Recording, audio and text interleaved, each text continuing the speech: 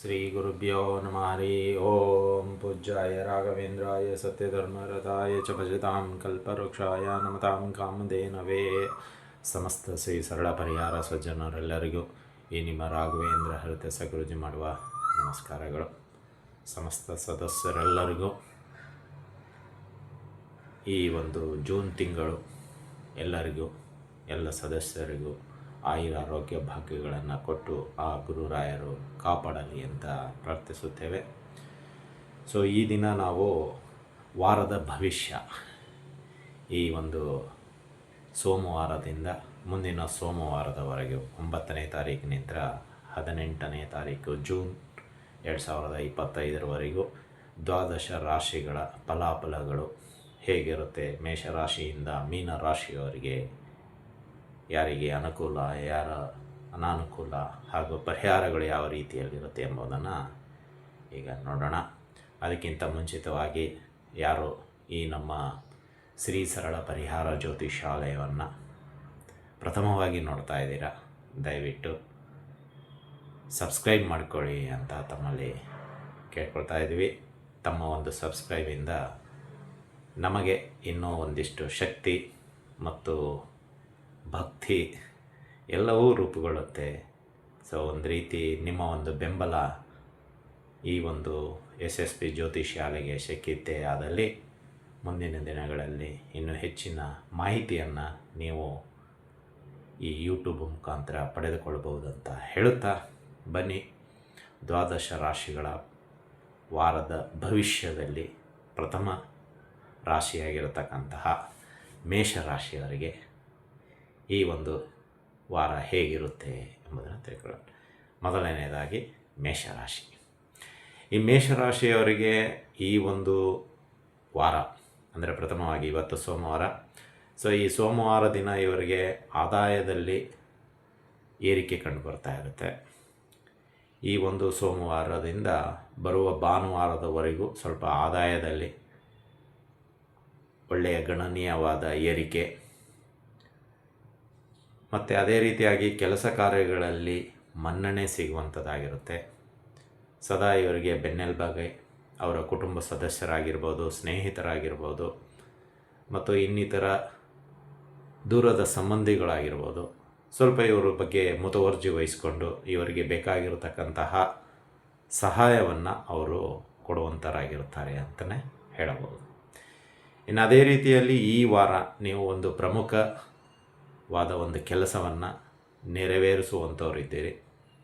So ಆ ಕೆಲಸದಿಂದ ನಿಮಗೆ ಉದ್ಯೋಗದಲ್ಲಿ, ವ್ಯಾಪಾರದಲ್ಲಿ ಒಂದಿಷ್ಟು ಅಭಿವೃದ್ಧಿಗಳನ್ನು ಕಾಣ್ತೀರಾ ಅಂತಲೇ ಹೇಳ್ಬೋದು. ಇನ್ನು ಈ ವಾರದಲ್ಲಿ ಒಂದು ಒಳ್ಳೆಯ ನಿರ್ಧಾರವನ್ನು ಮಾಡ್ತೀರಾ. ಸೊ ಆ ಒಳ್ಳೆಯ ನಿರ್ಧಾರದಿಂದ ಕೆಲವೊಂದು ಕುಟುಂಬ ಸದಸ್ಯರಿಗೆ ತುಂಬ ಹತ್ತಿರವಾಗಿಬಿಡ್ತೀರಾ. ಸೊ ಆ ಒಂದು ಒಳ್ಳೆಯ ನಿರ್ಧಾರ ಯಾವುದು ಅಂತ ಹೇಳೋದಾದರೆ, ನಿಮ್ಮ ಖರ್ಚು ವೆಚ್ಚಗಳಿಗೆ ಕಡಿವಾಣ. ಅಂದರೆ ತುಂಬ ಖರ್ಚುಗಳು ಮಾಡ್ತಾಯಿದ್ರಿ, ಯಾವುದಕ್ಕೂ ಏನು ಲೆಕ್ಕವಿಲ್ಲದ ಖರ್ಚುಗಳು ಬರ್ತಾಯಿತ್ತು. ಸೊ ಒಂದು ಒಳ್ಳೆಯ ನಿರ್ಧಾರ, ಈ ಒಂದು ವಾರ ನಾನು ಯಾವುದೇ ರೀತಿಯ ದುಂದು ವೆಚ್ಚ ಖರ್ಚುಗಳು ಮಾಡುವುದಿಲ್ಲ ಅಂತ ಒಂದು ನಿರ್ಧಾರಕ್ಕೆ ಬಂದಿರೋದ್ರಿಂದ ಕುಟುಂಬ ಸದಸ್ಯರು ಕೂಡ ತುಂಬ ಸಂತೋಷ ಪಡ್ತಾರೆ ಅಂತಲೇ ಹೇಳ್ಬೋದು. ಇದಿಷ್ಟು ಸ್ವಲ್ಪ ಈ ವಾರದಲ್ಲಿ ನಿಮಗೆ ಒಳ್ಳೆಯದಾಗಿರುತ್ತೆ. ಇನ್ನು ಅನಾನುಕೂಲಗಳ ವಿಷಯಕ್ಕೆ ಬರೋದಾದರೆ, ಆರೋಗ್ಯ ಸ್ವಲ್ಪ ನಿಮಗೆ ಪದೇ ಪದೇ ಈ ಸೊಂಟ ನೋವು, ಕೈಕಾಲು ನೋವು, ಆಫ್ ಹೆಡೇಕ್, ಹಲ್ಲು ನೋವು, ಮಂಡೆ ನೋವು, ಹೊಟ್ಟೆ ನೋವು, ಈ ರೀತಿ ಸ್ವಲ್ಪ ನೋವುಗಳು ನಿಮಗೆ ಬುಧವಾರ ಗುರುವಾರ ಹೆಚ್ಚಾಗಿ ಕಂಡುಬರುತ್ತೆ ಅಂತಲೇ ಹೇಳ್ಬೋದು.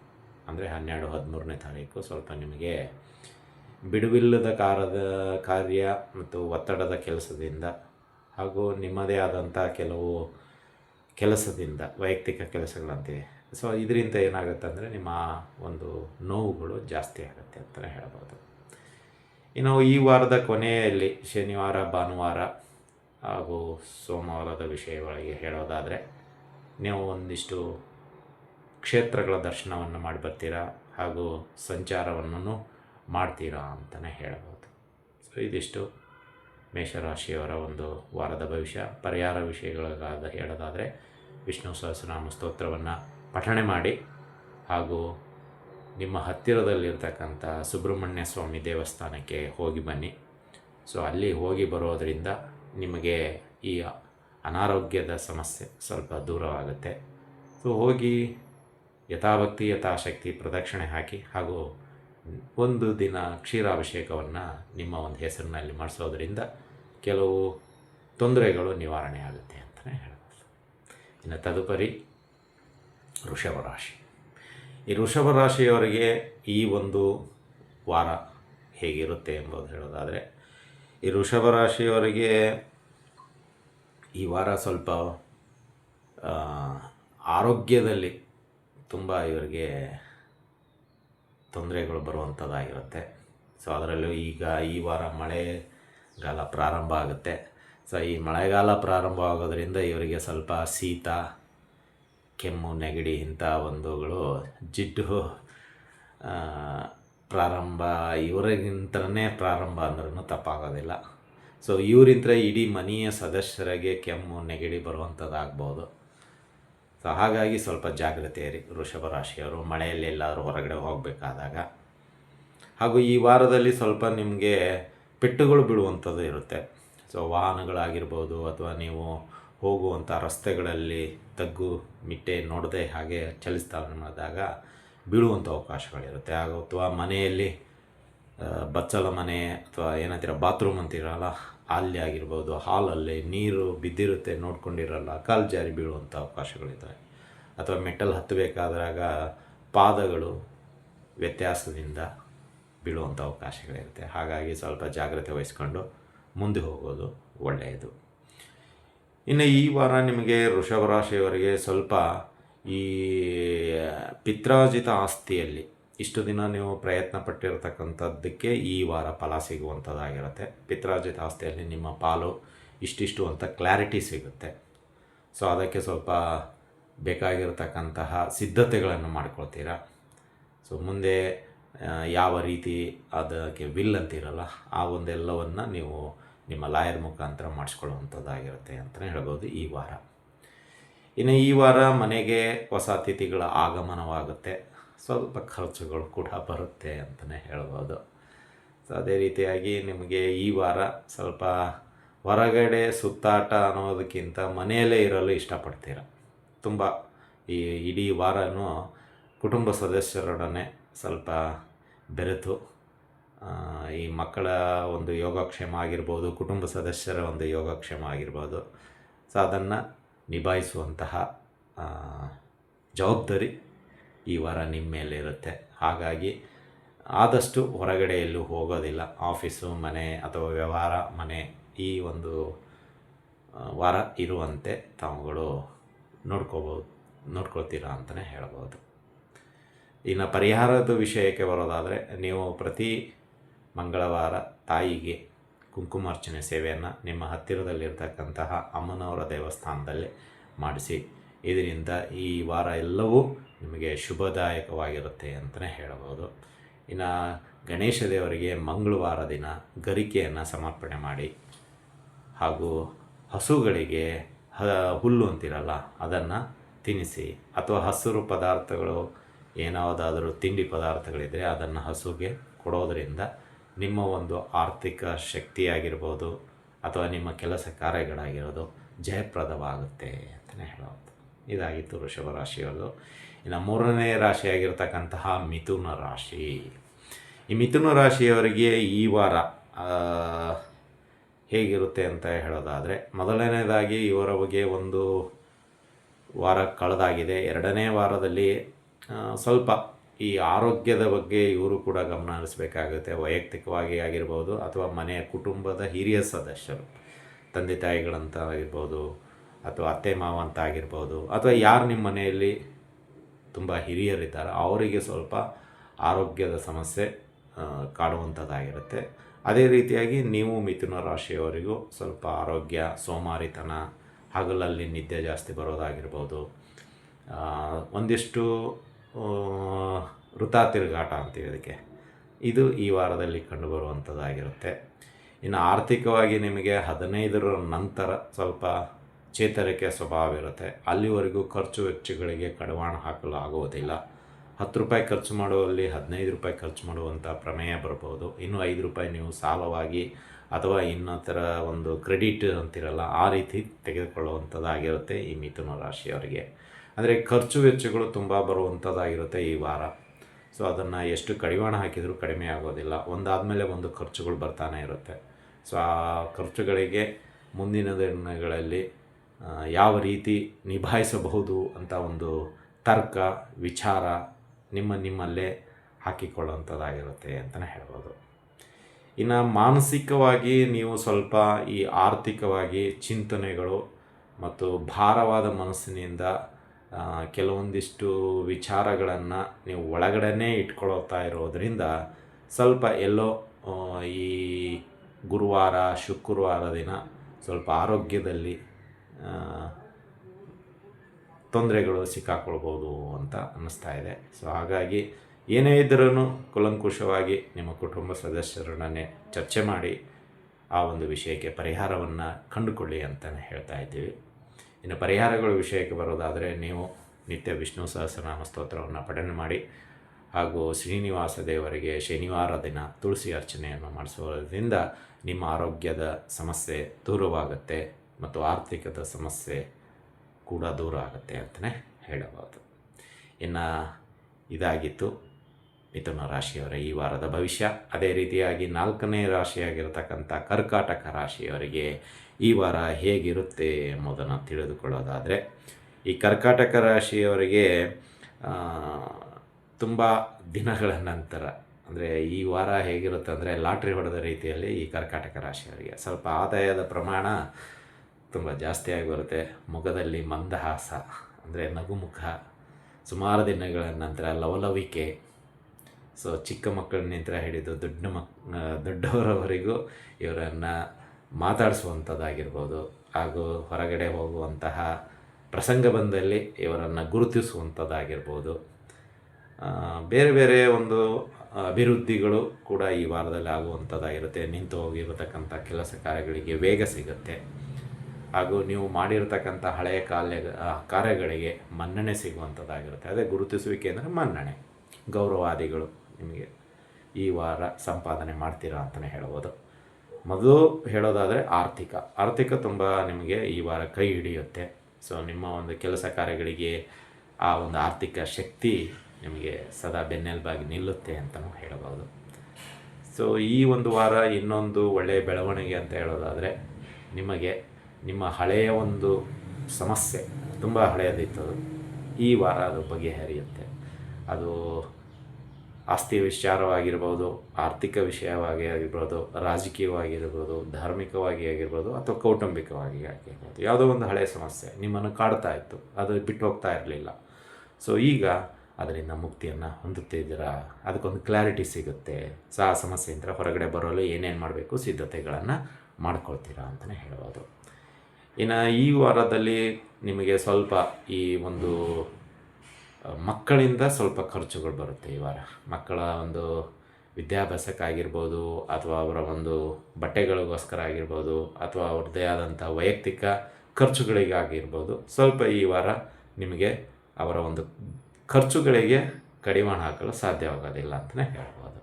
ಇನ್ನು ಪರಿಹಾರ ವಿಷಯಕ್ಕೆ ಬರೋದಾದರೆ, ಕರ್ಕಾಟಕ ರಾಶಿಯವರು ಸಾಧ್ಯವಾದಷ್ಟು ಮನೆಯಲ್ಲಿ ಈ ಕುಜ ಅಷ್ಟೋತ್ತರ ಆಗಿರ್ಬೋದು ಹಾಗೂ ಕುಜಗೆ ಸಂಬಂಧಪಟ್ಟಂತಹ ಈ ತೊಗರಿಬೇಳೆ, ಕಡಲೆಬೇಳೆ ಯಾವುದಾದರನ್ನು ಬ್ರಾಹ್ಮಣರಿಗೆ ದಾನವಾಗಿ ನೀಡಿ ಮಂಗಳವಾರ ದಿನ.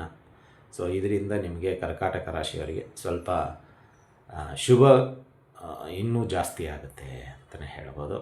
ಸೊ ಬ್ರಾಹ್ಮಣರಿಗೆ ಈ ವಾರ ತುಳಸಿ ಸಸಿಯನ್ನು ನೀವು ದಾನವಾಗಿ ನೀಡಿ, ಇದರಿಂದ ಕೂಡ ನಿಮ್ಮ ಮನೆ, ನಿಮ್ಮ ಕುಟುಂಬ ಸದಸ್ಯರಿಗೆ ಅಭಿವೃದ್ಧಿಯಾಗುವಂತಹ ಯೋಗ ಕೂಡಿ ಬರುತ್ತೆ ಅಂತಲೂ ಹೇಳ್ಬೋದು. ಇದಾಗಿತ್ತು ಕರ್ಕಾಟಕ ರಾಶಿಯವರ ಈ ವಾರದ ಭವಿಷ್ಯ. ಇನ್ನು 5ನೇ ರಾಶಿಯಾಗಿರತಕ್ಕಂತಹ ಸಿಂಹರಾಶಿಯವರಿಗೆ ಈ ವಾರ ಹೇಗಿದೆ ಅನ್ನೋಂಥ ನೋಡೋದಾದರೆ, ಈ ವಾರ ತುಂಬ ಮಾನಸಿಕ ಒತ್ತಡಗಳು ನಿಮಗೆ ಅತಿ ವೇಗವಾಗಿ ಬರುವಂಥದ್ದಾಗಿರುತ್ತೆ. ಸೊ ಯಾರೂ ನಿಮ್ಮ ಮಾತನ್ನು ಆಲಿಸುವುದಿಲ್ಲ, ಕೇಳುವುದೂ ಇಲ್ಲ, ಗೌರವನೂ ಸಿಗೋದಿಲ್ಲ. ಕೆಲವೊಮ್ಮೆ ರಿವರ್ಸ್ ಗೇರ್ ಅಂತೀವಿ, ಹಿಂದಿನ ತಪ್ಪುಗಳನ್ನು ಈಗ ಮೆಲುಕು ಹಾಕುವಂಥ ಅವಕಾಶಗಳು ಕೂಡ ಶತ್ರುಗಳಿಗೆ ಸಿಗುತ್ತೆ ಅಂತಲೇ ಹೇಳ್ಬೋದು. ಹಳೆಯ ಯಾವುದೋ ಒಂದು ಸಿಟ್ಟು ಈ ವಾರ ನಿಮ್ಮನ್ನು ಬಲಿ ತೆಗೆದುಕೊಳ್ಳುವಂಥದ್ದಾಗಿರುತ್ತೆ, ಅಥವಾ ಅಪಹಾಸ್ಯಕ್ಕೀಡಾಗಿ ಮಾಡುವಂಥ ಸನ್ನಿವೇಶ ಬರ್ಬೋದು. ಎಲ್ಲೋ ಯಾವಾಗೋ ಹೇಳಿಬಿಟ್ಟಿರ್ತೀರ, ಈಗ ಅದೇ ಮಾತನ್ನು ಇಟ್ಕೊಂಡು ಹೇಗೆ ಈಗ ಫೇಸ್ಬುಕ್ಕು, ವಾಟ್ಸಪ್ಪು, ಮತ್ತೊಂದು ಮಗದೊಂದು ವೈರಲ್ ಅಂತ ಹೇಳ್ತಾರಲ್ಲ, ಹಾಗೆ ನಿಮ್ಮ ಹಳೆ ತಪ್ಪು ಒಂದು ವೈರಲ್ ಆಗುವಂಥದ್ದು ಕಂಡು ಬರ್ತಾ ಇದೆ ಸಿಂಹರಾಶಿಯವರಿಗೆ. ಎಲ್ಲೋ ಮಾಡಿರ್ತೀರ, ಅದು ಹೇಗೆ ಹೇಳಬೇಕು ಎಂಬುದು ಗೊತ್ತಾಗೋದಿಲ್ಲ. ಆ ತಪ್ಪಿನಿಂದ ಹೊರಗಡೆ ಬರಲು ತುಂಬ ಶ್ರಮ ಪಟ್ಟಿರ್ತೀರ, ಬಟ್ ಆದರೂ ಈ ಒಂದು ಸಮಯದಲ್ಲಿ ಸಮಯ ಸರಿ ಇಲ್ಲದೇ ಇರೋದರಿಂದ ಈ ಸಿಂಹರಾಶಿಯವರಿಗೆ ಒಂದಿಷ್ಟು ತಪ್ಪುಗಳು ಮಾಡಿದ್ದೇ ಅನ್ನೋ ಒಂದು ಎಲ್ಲರಿಗೂ ಗೊತ್ತಾಗ್ಬಿಡುತ್ತೆ. ಸೊ ಇದರಿಂದ ಸ್ವಲ್ಪ ಮಾನಸಿಕ ಒತ್ತಡ ಆಗುವಂಥದ್ದಾಗಿರುತ್ತೆ. ಇನ್ನು ಕುಟುಂಬದಲ್ಲಿ ನಿಮ್ಮ ಬಗ್ಗೆ ಭಿನ್ನಾಭಿಪ್ರಾಯಗಳು ದಿನದಿಂದ ದಿನಕ್ಕೆ ಈ ವಾರ ಬೆಳೀತಾ ಬರುತ್ತೆ. ಕೆಲವು ಕಿರಿಯ ಸದಸ್ಯರಾಗಿರ್ಬೋದು ನಿಮ್ಮ ಜೊತೆಗೆ ವಾದ ವಿವಾದಗಳಿಗೆ ಇಳಿಬೋದು. ಹೊರಗಡೆ ಸ್ನೇಹಿತರು ಕೂಡ ನಿಮ್ಮ ಜೊತೆಗೆ ವಾದ ವಿವಾದಗಳಿಗೆ ಇಳಿಬೋದು. ಸೊ ಅದರ ಬಗ್ಗೆ ಸ್ವಲ್ಪ ಗಮನ ಕೊಡಿ. ಇನ್ನು ಉದ್ಯೋಗ ವ್ಯಾಪಾರದಲ್ಲಿ ಸ್ವಲ್ಪ ಕಿರಿಕಿರಿ ಉಂಟು. ಏನೋ ನೀವು ಮಾಡಿರೋ ವರ್ಕು ಅವರಿಗೆ ಸ್ಯಾಟಿಸ್ಫ್ಯಾಕ್ಷನ್ ಆಗಿರಲ್ಲ, ಅಥವಾ ವ್ಯಾಪಾರದಲ್ಲಿ ನೀವು ಮಾಡುವಂತಹ ಒಂದು ವೃತ್ತಿ ಕೈ ಹಿಡಿಯೋದಿಲ್ಲ ಅಂತಲೇ ಹೇಳಬಹುದು. ಸೊ ಇದರಿಂದ ಸ್ವಲ್ಪ ನಿಮಗೆ ಬೇಜಾರಾಗುತ್ತೆ ಈ ವಾರ. ಇರಲಿ, ಮುಂದಿನ ವಾರ ಇನ್ನೂ ಆ ದೇವರು ನಿಮಗೆ ಒಳ್ಳೆಯ ಶಕ್ತಿ, ಒಳ್ಳೆಯ ಬುದ್ಧಿ, ಮಾರ್ಗದರ್ಶನ ಎಲ್ಲವೂ ದಯಪಾಲಿಸಲಿ ಅಂತ ನಾವು ಪ್ರಾರ್ಥನೆ ಮಾಡ್ತಿದ್ದೀವಿ. ಇನ್ನು ಪರಿಹಾರಗಳ ವಿಷಯಕ್ಕೆ ಬರೋದಾದರೆ, ಈ ವಾರ ನೀವು ಆದಷ್ಟು ಶನಿದೇವರಿಗೆ ಹೋಗಿ ಪ್ರಥಮವಾಗಿ ನಮಸ್ಕಾರವನ್ನು ಹಾಕಿ, ಸಾಧ್ಯವಾದಷ್ಟು ಪ್ರದಕ್ಷಿಣೆ ಹಾಕಿ, ಶನಿದೇವರಿಗೆ ಪ್ರತಿನಿತ್ಯ ಸಾಧ್ಯವಾದಷ್ಟು ಒಂದು 100 ಗ್ರಾಮು ಕರಿ ಎಳ್ಳನ್ನು ಅಲ್ಲೇ ಹಾಕಿ ದಾನವಾಗಿ ನೀಡಿ ಬನ್ನಿ. ಶನಿದೇವರ ಹತ್ರ ಒಂದು ಬಟ್ಟಲು ಇಟ್ಟಿರ್ತಾರೆ, ಅಲ್ಲಿ ಕರಿ ಎಳ್ಳನ್ನು ಹಾಕಿಬಿಡಿ. ಈಗ ಹೇಗೆ ರಾಯರ ಮಠಕ್ಕೆ ಹೋದರೆ ಅಕ್ಕಿ, ಬೆಲ್ಲ, ಬೇಳೆಕಾಳುಗಳಿಗೆ ಹಾಕಲಿಕ್ಕೆ ಒಂದು ಡಬ್ಬಿ ಇಟ್ಟಿರ್ತಾರೆ, ಅದೇ ರೀತಿ ಶನಿ ದೇವಸ್ಥಾನದಲ್ಲಿ ಈ ಕರಿ ಎಳ್ಳಿಗೆ ಒಂದು ಡಬ್ಬಿ ಇಟ್ಟಿರ್ತಾರೆ, ಅಲ್ಲಿ ಹಾಕಿ ಬಂದುಬಿಡಿ. ಹಾಗೂ ಶನಿವಾರ ದಿನ ಎಳ್ಳು ಬತ್ತಿ ದೀಪವನ್ನು ಹಚ್ಚಿ, ಇದರಿಂದ ಸ್ವಲ್ಪ ನಿಮಗೆ ನೆಮ್ಮದಿ ಸಿಗುವಂಥದ್ದಾಗುತ್ತೆ ಅಂತಲೇ ಹೇಳ್ಬೋದು. ಇದಾಗಿತ್ತು ಸಿಂಹರಾಶಿಯವರ ವಾರದ ಭವಿಷ್ಯ. ಇನ್ನು 6ನೇ ರಾಶಿಯಾಗಿರ್ತಕ್ಕಂತಹ ಕನ್ಯಾ ರಾಶಿ. ಕನ್ಯಾ ರಾಶಿಯವರಿಗೆ ಈ ವಾರ ಹೇಗಿರುತ್ತೆ, ಅನುಕೂಲತೆ ಏನು ಅಂತ ಹೇಳೋದಾದರೆ, ಕನ್ಯಾ ರಾಶಿಯವರಿಗೆ ಮೊದಲನೇ ಅನುಕೂಲತೆ ಅಂದರೆ ಮದುವೆಯ ಯೋಗ. ಅಂದರೆ ಈ ವಾರ ನಿಮಗೆ ಹೆಣ್ಣಾಗಿರಲಿ ಗಂಡಾಗಿರಲಿ ಮದುವೆಯ ಒಂದು ಯೋಗ, ಶುಭ ವಾರ್ತೆ ನಿಮಗೆ ಪ್ರಥಮವಾಗಿ ಲಭಿಸುವಂಥದ್ದಾಗಿರುತ್ತೆ ಅಂತಲೇ ಹೇಳ್ಬೋದು. ತುಂಬ ದಿನಗಳ ನಂತರ ತುಂಬ ಪ್ರಯತ್ನ ಪಡ್ತಾಯಿದ್ರಿ, ತುಂಬ ಪ್ರಯತ್ನ ಪಡ್ತಾಯಿದ್ರಿ, ಅದು ಯಾವುದು ಕೂಡಿ ಬರ್ತಾ ಇರಲಿಲ್ಲ. ಆದರೆ ಈ ವಾರ ಕಂಕಣ ಭಾಗ್ಯ ಕೂಡಿ ಬರುವಂತಹ ಯೋಗ ಕೂಡಿ ಬರ್ತಾ ಇದೆ. ಆದಷ್ಟು ಶೀಘ್ರಮೇವ ಕಲ್ಯಾಣ ಪ್ರಾಪ್ತಿರಸ್ತು ಅಂತ ಕೂಡ ನಾವು ನಿಮಗೆ ಆಶೀರ್ವಚನ ನೀಡ್ತಾ ಇದ್ದೀವಿ. ಒಳ್ಳೆಯದಾಗಲಿ. ಸೊ ಈ ವಾರ ಇನ್ನೊಂದು ಏನಂದರೆ, ನಿಮ್ಮಲ್ಲಿ ಹುರುಪು ಅಂದರೆ ಧೈರ್ಯ ಇದೆಲ್ಲವೂ ಎದ್ದು ಕಾಣಿಸುತ್ತೆ ನಿಮಗೆ ಈ ವಾರ. ಕನ್ಯಾ ರಾಶಿಯವರಿಗೆ ತುಂಬ ವಿಶಿಷ್ಟವಾದಂಥ ಧೈರ್ಯಗಳು ಈ ವಾರದಲ್ಲಿ ಕಾಣ್ತೀರಾ. ತುಂಬ ಸಾಹಸವಾದಂತಹ ಕಾರ್ಯಗಳಲ್ಲಿ ಬ್ಯುಸಿ ಆಗ್ತೀರಾ. ಹಾಗೂ ಯಾವುದು ನಿಮಗೆ ಕಠಿಣ ಅನ್ನುತ್ತೆ ಈ ವಾರ ಅದು ಸುಲಭವಾಗಿ ವಾರದ ಕೊನೆಯ ದಿನ ಮುಗಿದು ಹೋಗುವಂಥದ್ದಾಗಿರುತ್ತೆ. ಹಾಗೂ ನಿಮ್ಮ ಬಗ್ಗೆ ಇರತಕ್ಕಂತಹ ಕೆಟ್ಟ ಅಭಿಪ್ರಾಯ ದೂರವಾಗುತ್ತೆ ಈ ವಾರ ಅಂತಲೇ ಹೇಳ್ಬೋದು. ಇನ್ನು ಮನೆಯ ಸದಸ್ಯರಾಗಿರ್ಬೋದು ಅಥವಾ ನಿಮ್ಮ ಸ್ನೇಹಿತ ವರ್ಗದವರಾಗಿರ್ಬೋದು, ನಿಮ್ಮ ಬಗ್ಗೆ ಅಪಾರವಾದ ಗೌರವವನ್ನು ಸಂಪಾದನೆ ಮಾಡ್ತಾರೆ. ನಿಮ್ಮನ್ನು ಅವರು ಬಿಟ್ಟು ಕೊಡೋದಿಲ್ಲ ಅಂತಲೂ ಹೇಳ್ಬೋದು. ಇನ್ನು ಈ ವಾರ ನಿಮಗೆ ಇನ್ನೊಂದು ವಿಶೇಷ ಅಂತ ಹೇಳೋದಾದರೆ, ಮನೆಗೆ ಒಂದು ಹೊಸ ಜೀವ ಅಥವಾ ಏನಂತೀರ ಪ್ರಾಣಿ ನಿಮ್ಮ ಕುಟುಂಬದ ಜೊತೆಗೆ ಸೇರುವಂಥದ್ದಾಗಿರುತ್ತೆ. ಅದು ನಾಯಿ ಆಗಿರ್ಬೋದು, ಬೆಕ್ಕಾಗಿರ್ಬೋದು, ಪಕ್ಷಿ ಆಗಿರ್ಬೋದು, ಯಾವುದೋ ಒಂದು ಪ್ರಾಣಿ ನಿಮ್ಮ ಕುಟುಂಬದ ಸದಸ್ಯರ ಜೊತೆಗೆ ಸೇರುತ್ತೆ ಈ ಕನ್ಯಾ ರಾಶಿಯವರಿಗೆ ಈ ವಾರ ಅಂತಲೇ ಹೇಳ್ಬೋದು. ಇದಾಗಿತ್ತು ಕನ್ಯಾ ರಾಶಿಯವರ ಈ ವಾರ ಭವಿಷ್ಯ. ಇನ್ನು ನಿಮಗೆ ಪರಿಹಾರ ಅಂತ ಹೇಳೋದಾದರೆ, ಈ ವಾರ ಆದಷ್ಟು ನೀವು ಪ್ರತಿದಿನ ಒಂದಿಷ್ಟು ಪಕ್ಷಿಗಳಿಗೆ ದವಸ ಧಾನ್ಯಗಳನ್ನು ಹಾಕಿ, ಅಕ್ಕಿಯಾದರೂ ಹಾಕಿ, ಕಾಳುಗಳಾದರೂ ಹಾಕಿ, ಅಥವಾ ಹಸುಗಳಿಗೆ ಆಹಾರವನ್ನು ಕೊಡಿ, ಅಥವಾ ಬೀದಿ ನಾಯಿಗಳಿಗೆ ಆಹಾರವನ್ನಾದರೂ ಕೊಡಿ. ಒಟ್ಟಿನಲ್ಲಿ ಈ ವಾರ ಸಾಧ್ಯವಾದಷ್ಟು ಅನ್ನದಾನ, ಆಹಾರವನ್ನು ಪಕ್ಷಿಗಳಿಗೆ, ವ್ಯಕ್ತಿಗಳಿಗೆ ನೀಡುವುದೇ ಆದಲ್ಲಿ ನಿಮಗೆ ನಿಮ್ಮ ಕೆಲಸ ಕಾರ್ಯಗಳಿಗೆ ಜಯ ನಿಮಗೆ ಸದಾ ನಿಮ್ಮ ಒಂದು ಪರವಾಗಿ ಇರುವಂತೆ ನೋಡಿಕೊಳ್ಳುತ್ತೆ ಅಂತಲೇ ಹೇಳಬಹುದು. ಇದಾಗಿತ್ತು ಕನ್ಯಾ ರಾಶಿಯವರ ಈ ವಾರದ ಭವಿಷ್ಯ. ಅದೇ ರೀತಿಯಾಗಿ ಮುಂದಿನ ರಾಶಿ 7ನೇ ರಾಶಿಯಾಗಿರ್ತಕ್ಕಂಥ ತುಲಾ ರಾಶಿ. ಈ ತುಲಾ ರಾಶಿಯವರಿಗೆ ಈ ವಾರ ಹೇಳೋದಾದರೆ ನಿಮಗೆ ಈ ವಾರ ಸ್ವಲ್ಪ 50-50 ಅನ್ನೋ ರೀತಿಯಲ್ಲಿರುತ್ತೆ. ಈಗ ಶನಿಯ ಒಂದರಿಂದ ಹೊರಗಡೆ ಬಂದ್ರೂ ಕೆಲವು ಗ್ರಹ ಸ್ಥಿತಿಗಳ ಅನುಗುಣವಾಗಿ ಸ್ವಲ್ಪ ಅವಕಾಶ ನಿಮಗೆ ಸಿಗ್ತಾ ಇದೆ. ಆ ಅವಕಾಶವನ್ನು ಸದುಪಯೋಗಪಡಿಸ್ಕೊಳ್ಳಿ. ಆದರೆ ಒಂದಂತೂ ಸತ್ಯ, ನಿಮ್ಮ ಮಾತಿನಲ್ಲಿ ಯಾರೂ ನಂಬಿಕೆ ಇಡಲು ಸಾಧ್ಯವಾಗ್ತಾ ಇಲ್ಲ. ಕಳೆದ 1-2 ತಿಂಗಳಿಂದ ನೀವು ಕಷ್ಟ ಅನುಭವಿಸಿದರೆ ಇಲ್ಲ ಅಂತಲ್ಲ, ಆದರೆ ಈ ವಾರದಲ್ಲಿ ಏನಾಗುತ್ತೆ ಅಂದರೆ ನಿಮ್ಮ ಮಾತಿಗೆ ಗೌರವಗಳು ಸಿಗೋದಿಲ್ಲ. ಅಂದರೆ ಹಳೆಯ ತಪ್ಪುಗಳನ್ನು ಅವರು ನಿಮ್ಮನ್ನು ಮೆಲುಕು ಹಾಕ್ಬೋದು, ಅಥವಾ ನಿಮ್ಮಲ್ಲಿ ಇಟ್ಟಿರ್ತಕ್ಕಂಥ ವಿಶ್ವಾಸ ಕಡಿಮೆ ಆಗಿರೋದ್ರಿಂದ ಈ ವಾರ ಕೂಡ ಅದೇ ಏನಂದರೆ ಕಂಟಿನ್ಯೂ ಆಗಿರ್ಬೋದು. ಸೊ ಹಾಗಾಗಿ ತುಲಾರಾಶಿಯವರಿಗೆ ಈ ವಾರ ಅಷ್ಟು ಯೋಗಕರ ವಾರವಲ್ಲ ಅಂತಲೇ ಹೇಳ್ಬೋದು. ಇನ್ನು ಆರ್ಥಿಕವಾಗಿ ಹೇಳೋದಾದರೆ ಸ್ವಲ್ಪ ಚೇತರಿಕೆ ಇದೆ ಖಂಡಿತವಾಗಿಯೂ. ಸೊ ಇದರಿಂದ ಸ್ವಲ್ಪ ನೆಮ್ಮದಿ ಅಷ್ಟೇ ನಿಮಗೆ ಈ ವಾರ. ಸೊ ಆ ಆರ್ಥಿಕದಿಂದ ನಿಮ್ಮ ಹಳೆಯ ಸಾಲಗಳಾಗಿರ್ಬೋದು ಅಥವಾ ಇನ್ಸ್ಟಾಲ್ಮೆಂಟ್ ಅಂತೀರ, ಕೆಲವೊಂದು ಪೆಂಡಿಂಗ್ ಇಟ್ಕೊಂಡಿದ್ರೆ ಅದಕ್ಕೆ ಸ್ವಲ್ಪ ತುಂಬುವಂಥದ್ದಾಗುತ್ತೆ. ಸೊ ಇದರಿಂದ ಸ್ವಲ್ಪ ಸಮಸ್ಯೆ ದೂರವಾಗುತ್ತೆ ಅಂತಲೇ ಹೇಳಬಹುದು. ಇನ್ನು ಮನೆಯಲ್ಲಿ ನಿಮಗೆ ಸ್ವಲ್ಪ ಕುಟುಂಬ ಸದಸ್ಯರ ಬೆಂಬಲ ಈ ವಾರ ಸಿಗುತ್ತೆ. ಸೊ ಅವರ ಒಂದು ಬೆಂಬಲದಿಂದ ಸ್ವಲ್ಪ ಉಸಿರಾಟ ಇನ್ನೂ ಜೋರಾಗ್ಬೋದು ಅಂತಲೇ ಹೇಳ್ಬೋದು. ಈ ವಾರದಲ್ಲಿ ಇನ್ನೊಂದು ವಿಶೇಷ ಅಂದರೆ ದೂರದ ಪ್ರಯಾಣ ಬೆಳೆಸ್ತೀರಾ. ಸೊ ಆ ಪ್ರಯಾಣದಿಂದ ಕೆಲವೊಂದಿಷ್ಟು ಲಾಭಗಳನ್ನು ಮಾಡ್ಕೊಂಡು ಬರ್ತೀರಾ ಈ ತುಲಾರಾಶಿಯವರು ಅಂತಲೇ ಹೇಳ್ಬೋದು.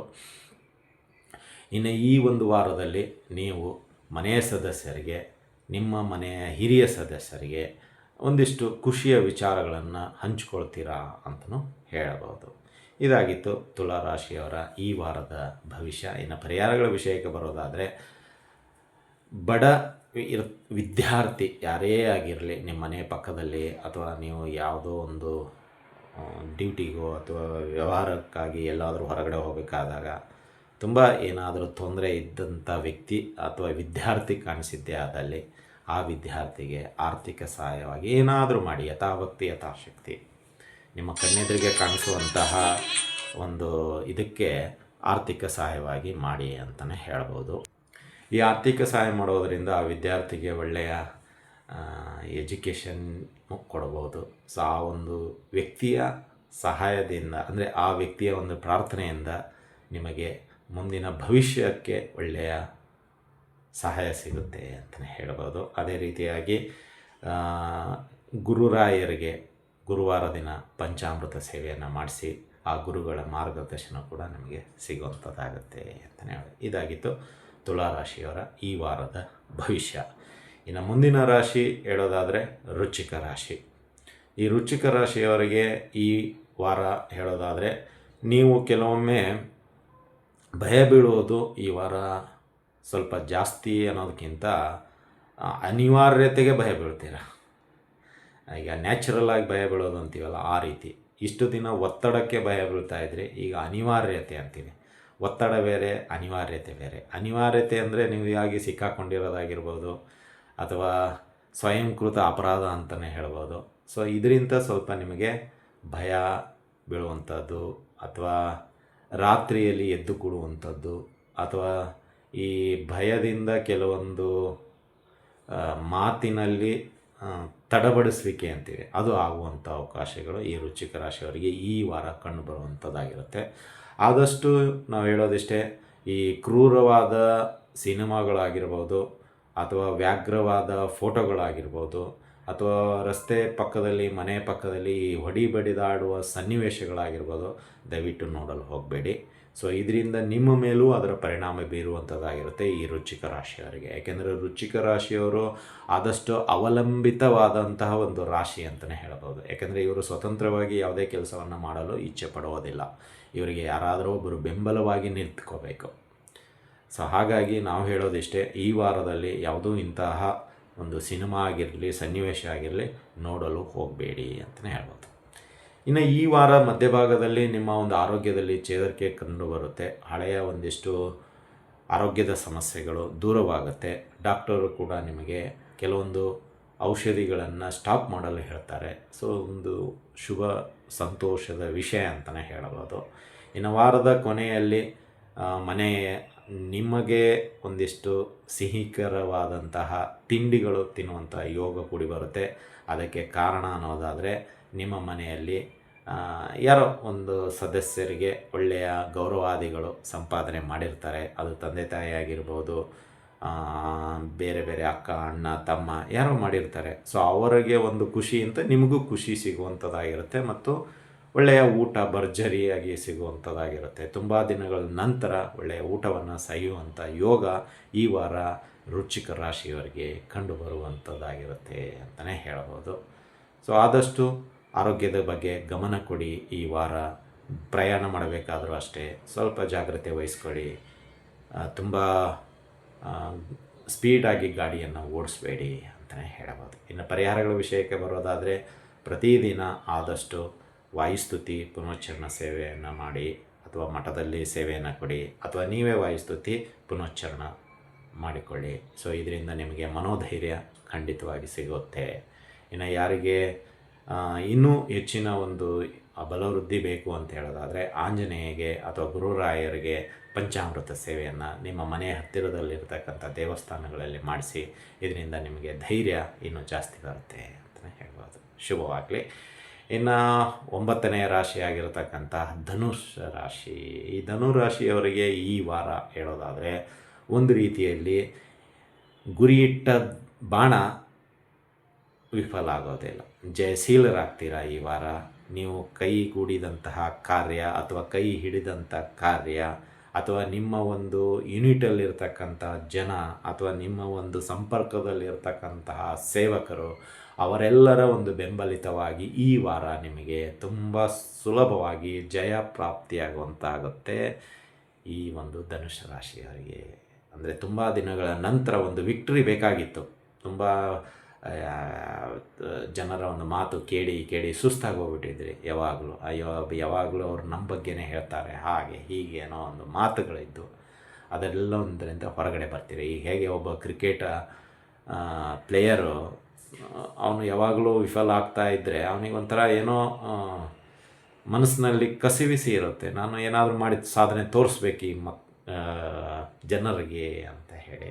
ಸೊ ಹಾಗಾಗಿ ಈ ವಾರ ನಿಮಗೂ ಅದೊಂದು ಅವಕಾಶ ಸಿಗ್ತಾ ಇದೆ. ಯಾರು ನಿಮ್ಮನ್ನು ಆಡಿಕೊಳ್ತಾ ಇದ್ದರು ಅವರಿಗೆ ನಿಮ್ಮ ಒಂದು ಕೆಲಸದಿಂದ ಅವರ ಬಾಯಿ ಮುಚ್ಚಿಸಲು ಸಾಧ್ಯವಾಗುತ್ತೆ ಅಂತಲೇ ಹೇಳ್ಬೋದು.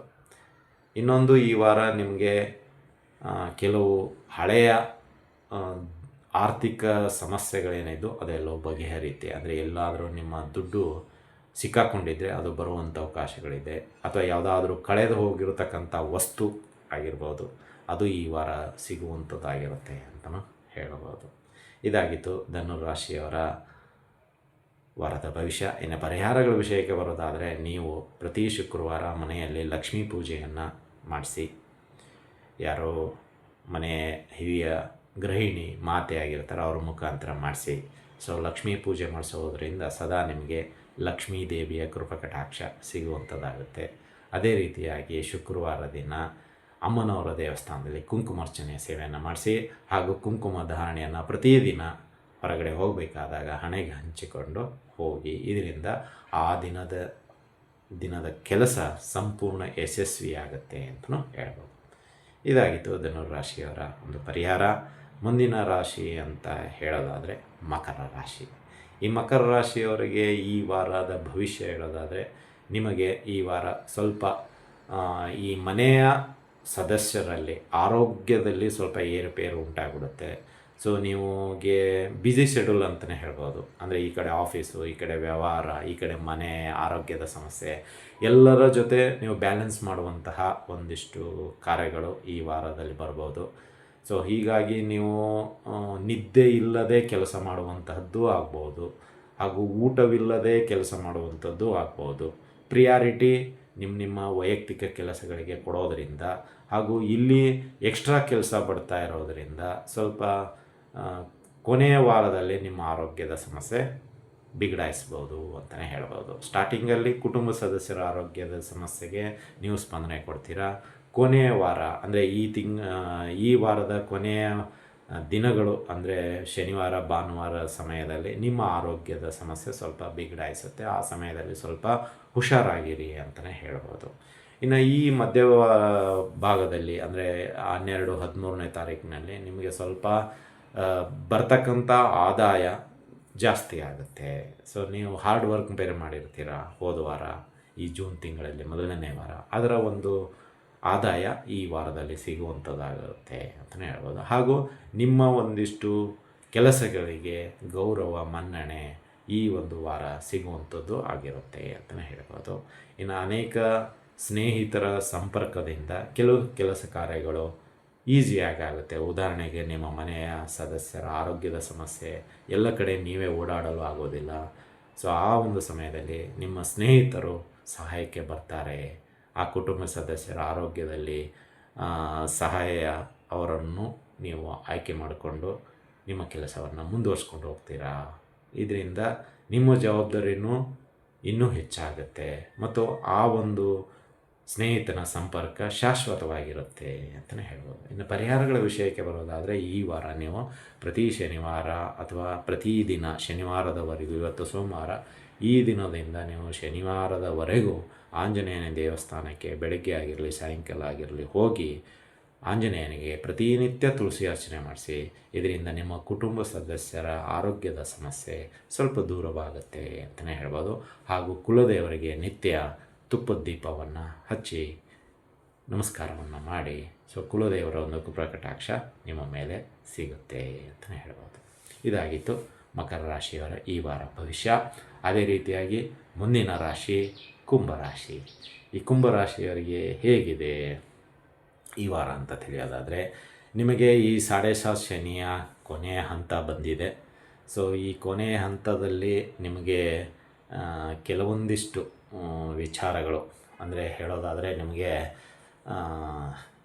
ಗಟ್ಟಿ ಧೈರ್ಯ ಮಾಡಿ ಕೆಲವು ಕೆಲಸ ಕಾರ್ಯಗಳನ್ನು ಮಾಡ್ತೀರಾ. ಇಷ್ಟು ದಿನ ಧೈರ್ಯ ಇರಲಿಲ್ಲ, ಈಗ ಧೈರ್ಯ ಬಂದಿದೆ. ಸೊ ಆ ಧೈರ್ಯದಿಂದ ಕೆಲವೊಂದಿಷ್ಟು ಕೆಲಸ ಕಾರ್ಯಗಳಿಗೆ ಕೈ ಹಾಕ್ತೀರಾ. ಸೊ ಇದರಿಂದ ಸ್ವಲ್ಪ ಆದಾಯದ ಪ್ರಮಾಣ ಜಾಸ್ತಿ ಆಗುತ್ತೆ ಈ ವಾರ ಅಂತಲೇ ಹೇಳ್ಬೋದು. ಅಂದರೆ ಇಲ್ಲಿ ಸುಮಾರು ದಿನಗಳ ನಂತರ ಗಟ್ಟಿ ಧೈರ್ಯ ಈಗ ಸಿಗ್ತಾಯಿದೆ ಈ ತಿಂಗಳಿಂದ, ಅದು ಈ ವಾರದಲ್ಲಿ. ಸೊ ಈ 2ನೇ ವಾರದಲ್ಲಿ ಜೂನ್ ತಿಂಗಳಲ್ಲಿ ನಿಮಗೆ ಒಂದಿಷ್ಟು ಆದಾಯದ ಪ್ರಮಾಣ ಏರಿಕೆ ಆಗುತ್ತೆ. ಹಾಗೂ ಮನೆಯಲ್ಲಿ ಕೆಲವೊಂದು ಮಕ್ಕಳಿಗೆ ಅಂದರೆ ಓದುವಂಥ ಮಕ್ಕಳು, ಅವರಿಗೆ ನೀವು ಅವರ ಒಂದು ಆಯ್ಕೆ ಅನುಗುಣವಾಗಿ ಸ್ಕೂಲ್ ಆಗಿರ್ಬೋದು, ಕಾಲೇಜ್ ಆಗಿರ್ಬೋದು ಸೇರಿಸುವಂಥ ಜವಾಬ್ದಾರಿ ಅಲ್ಲದೆ ಕೆಲವೊಂದು ಅವರಿಗೆ ಬೇಕಾಗಿರತಕ್ಕಂತಹ ವಸ್ತುಗಳನ್ನು ಕೊಡಿಸುವಂಥದ್ದಾಗಿರುತ್ತೆ. ಹಾಗೂ ಅವರ ಜೊತೆ ಈ ವಾರ ಆದಷ್ಟು ಕಳೆಯಲು ಇಷ್ಟಪಡ್ತೀರಾ, ಅಂದರೆ ಮಕ್ಕಳ ಜೊತೆ.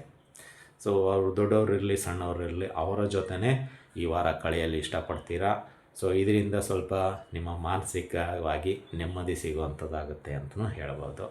ಇನ್ನು ಈ ವಾರದಲ್ಲಿ ಇನ್ನೊಂದು ವಿಶೇಷ ಅಂತ ಹೇಳೋದಾದರೆ, ನಿಮ್ಮ ಆರೋಗ್ಯದಲ್ಲಿ ಗಣನೀಯವಾದ ಸುಧಾರಣೆ ಕಂಡುಬರುವಂತಾಗುತ್ತೆ. ಹಾಗೂ ಸ್ವಲ್ಪ ಅಲ್ಲೇ ಸುತ್ತಮುತ್ತ ನಿಮ್ಮ ಊರಿನಲ್ಲಿ ಇರ್ತಕ್ಕಂಥದ್ದು ಅಥವಾ ನಿಮ್ಮ ನಗರದಲ್ಲಿ ಇರುವಂತಹ ಒಂದು ಪುಣ್ಯಕ್ಷೇತ್ರಕ್ಕೆ ಹೋಗಿ ಬರ್ತೀರಾ.